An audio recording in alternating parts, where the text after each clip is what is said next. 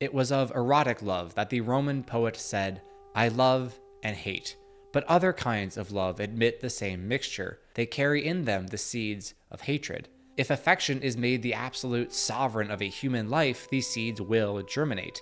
Love, having become a god, becomes a demon. The love of parent for child is one of the strongest and purest loves. When parents welcome a child into their lives, those lives are immediately and indelibly altered, as the mom and dad are suddenly called upon to give of themselves, to sacrifice their time, energy, and sleep day in and day out. They do so, ideally, without hesitation or restraint because of the bond that they had formed with their child long before he was ever born. However, such love, being so powerful, cannot help but be dangerous. Is there anything so undoing as a daughter?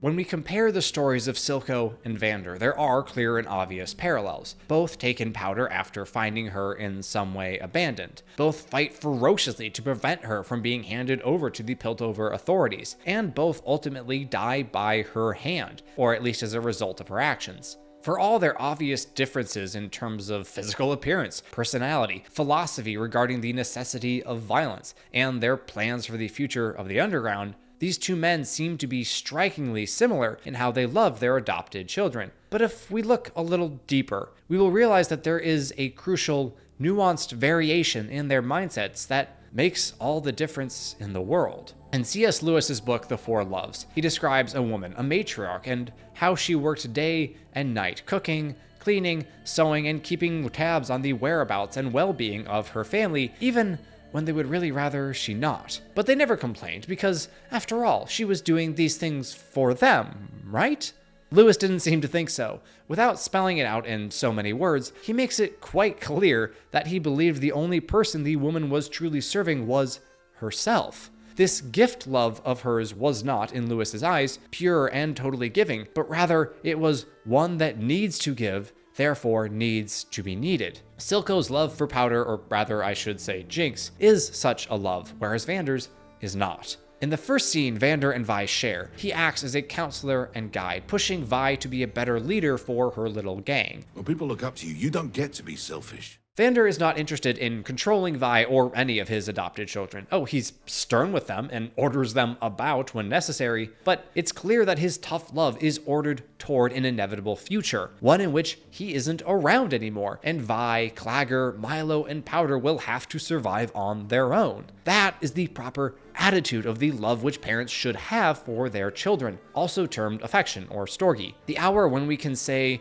"They need me no longer," should be our reward. The parent-child relationship is so often brought into strife by the conflicting desires of the parent to hold on and the child to be let go. If you would like a 5-hour dissertation on that subject, among other subjects, check out my video on God of War Ragnarok. We see that conflict in the early episodes of Arcane, as Vi pushes against Vander's seemingly pacifist ways, seeking to forge her own path through and out of the dirty, dank, dark world in which she lives. And we witness it again later on, as Jinx fruitlessly attempts to persuade Silko to let her clean up her own mess after her explosive scrap with the firelights. Vander is genuinely fatherly, empathizing with Vi's desires, but standing firm on the lessons he has learned from his own attempted rebellion. Nobody wins in war, Vi.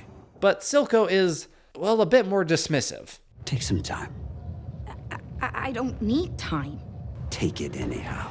This is because, ultimately, Silko doesn't really view Jinx as an end in herself, but rather as the means to his own desired end. He only gives to Jinx because he needs her to give back. Parental affection can very easily be warped by our desires to shape and mold our children as we would like to envision them. This is why parents try to live vicariously through their children, chasing after a joy or a glory that is long lost to them, or one that perhaps they never even achieved, even if said accomplishment is nothing more than winning the local Little League championship. That is exactly what happens with Silko and Jinx, not the baseball thing, but the pursuit of something lost. More specifically, Silko is seeking a relationship like the one he had with Vander, before Vander, in Silko's words, betrayed both him and their common cause. When he and Powder first meet, Silco is taken completely aback, unsure how to act until he comes to understand what just happened, as he realizes that this child who threw herself at the nearest person, desperate for any form of comfort,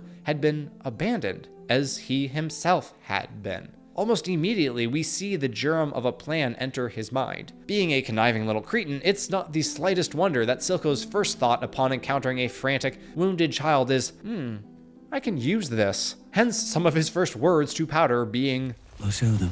We will show them all.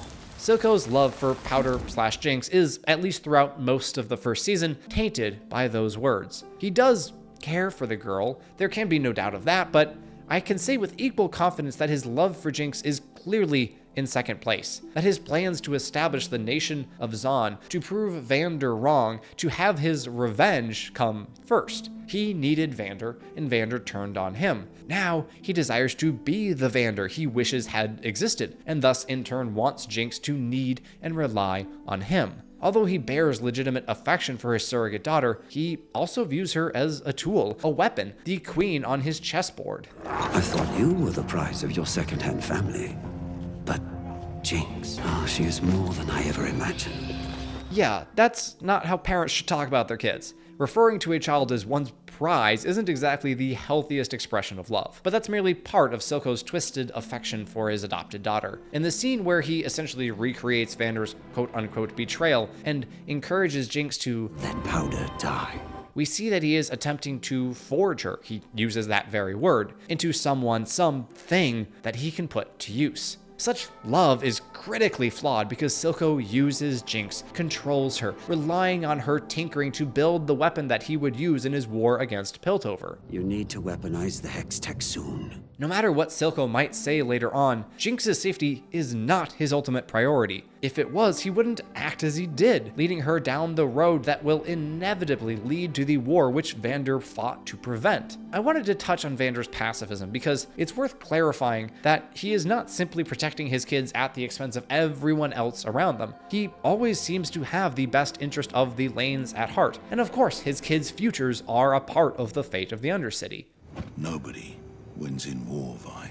What I appreciate about Vander here is that, for one thing, he is speaking from experience. He has been down that road already, and would not see those whom he loves repeat his mistakes. For another thing, despite that statement, he is hardly an absolute pacifist who is unwilling to stand up and fight when those whom he loves need him to step into the fray.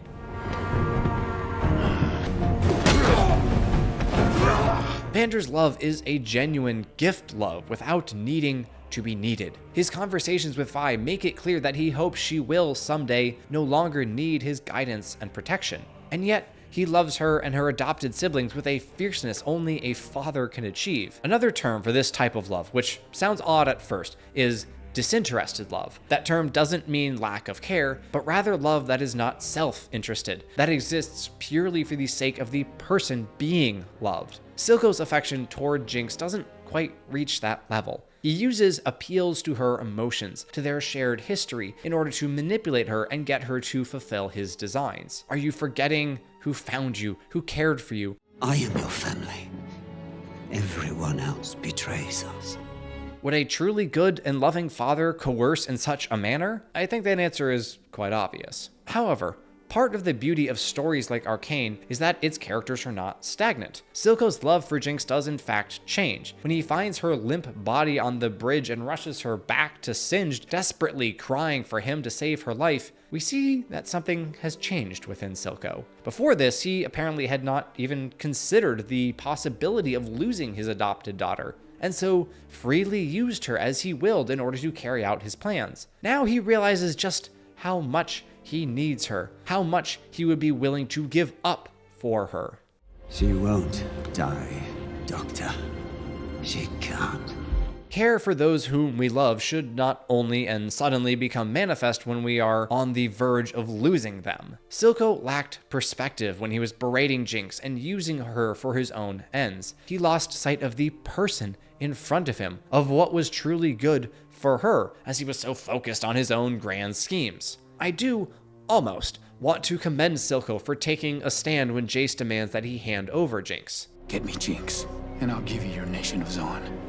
In the last few episodes of the season, he has finally fully realized just how much Jinx means to him, how much he needs her. Is there anything so undoing as a daughter? Unfortunately, it's too late. Silco's desperate proclamations fall on deaf ears in the final scene, as the shimmer-addled Jinx tries to rein in her insanity. And this Jinx is the result of Silco's choices. He pushed her to use the gemstone for his cause, and so she pursued it relentlessly, leading to her near death. When Silco in his guilt and anguish brought her to Singed, all he cared for was that she lived, even if the girl he knew was destroyed in the process. Has Silco in Jinx's mind earned the future which he now tries to claim? Unlike Vander, Silco has no vision for Jinx herself, for her maturation, or their eventual separation, but instead he simply clings to Jinx, frantically begging her to cling to him in return. "I did all this for you," Silco would say to Jinx, but she, in turn, were she sane, would likely say, "I didn't want that. I wanted you." This is what kids want, plain and simple. Their parents. They need their parents to love them simply for their own sake, without hesitation, reservations, or ulterior motives. That relationship has to be founded on pure, unconditional desire on the parents' part for the good of their children, not on this. We will show them all. Arcane, to put it lightly, paints a pretty bleak picture of humanity. Neither side of the river is a bastion of virtue. All the protagonists are deeply flawed. There is often no clear good side or bad side in the conflicts, and yet, there is still right and wrong, virtue and vice. We can recognize that people may be morally complex. Morally gray is a stupid term which I refuse to use, but their individual actions and choices are clearly one or the other.